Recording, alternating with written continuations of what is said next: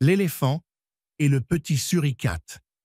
Sous le soleil brûlant de la savane, un éléphant nommé Bako avançait lentement vers un point d'eau.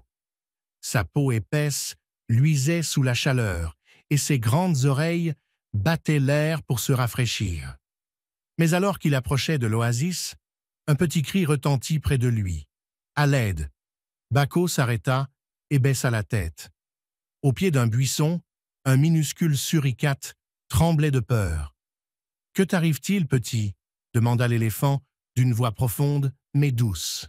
« Un serpent. Il est sous ces pierres, il veut m'attraper !» s'écria le suricate, terrifié.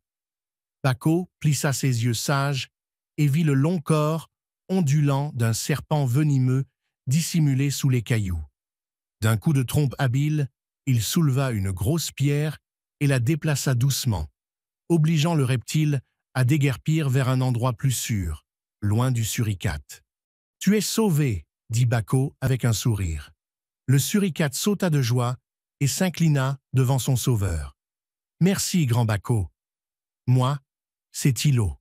Comment puis-je te remercier ?»« Je cherche un point d'eau, » répondit l'éléphant. « Sais-tu où en trouver un proche ?» Les yeux de Tilo pétillèrent. « Suis-moi. » Aussi rapide qu'une flèche, il se faufila entre les hautes herbes, et Bako le suivit d'un pas lourd mais patient. Bientôt, ils atteignirent une mare d'eau fraîche entourée d'arbres ombragés. « Voilà !» dit fièrement Tilo.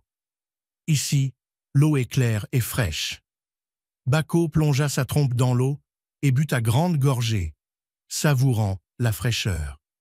Il arrosa même son petit ami d'un jet d'eau, faisant éclater Tilo de rire. Et sous le soleil doré de la savane, alors qu'il profitait du moment, un rugissement terrible déchira l'air. Un lion, aux yeux perçants, surgit des hautes herbes. Son pelage fauve se confondait avec les herbes sèches, et il avançait silencieusement vers eux. « Bako !» murmura Tilo en tremblant. « Nous avons un problème. » Le lion lécha ses babines et fixa Tilo avec gourmandise. Un petit suricate perdu. « Quelle chance !» dit-il d'une voix suave.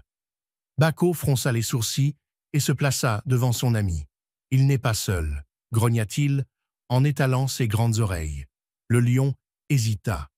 Un éléphant était un adversaire redoutable, mais il n'avait pas l'air agressif. Tilo, quant à lui, réfléchit vite. « Grand Bako, donne-moi un coup de trompe » chuchota-t-il. « Quoi ? Fais-moi voler, fais-moi confiance. » Sans attendre, Bako souleva Tilo du bout de sa trompe et le lança en l'air. Le suricate s'accrocha aussitôt à une branche et de là-haut poussa un cri d'alerte. Aussitôt, des dizaines de suricates sortirent de leur terrier, sifflant et grondant, fonçant sur le lion en une masse agitée. Surpris, le fauve recula, puis préféra battre en retraite face à cette armée miniature.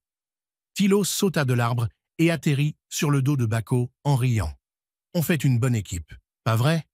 L'éléphant sourit. Une équipe imbattable, et cette fois, ils purent profiter de leur oasis en paix, liés par une amitié encore plus forte après cette aventure. Si tu aimes notre chaîne, abonne-toi dès maintenant et n'oublie pas de liker la vidéo.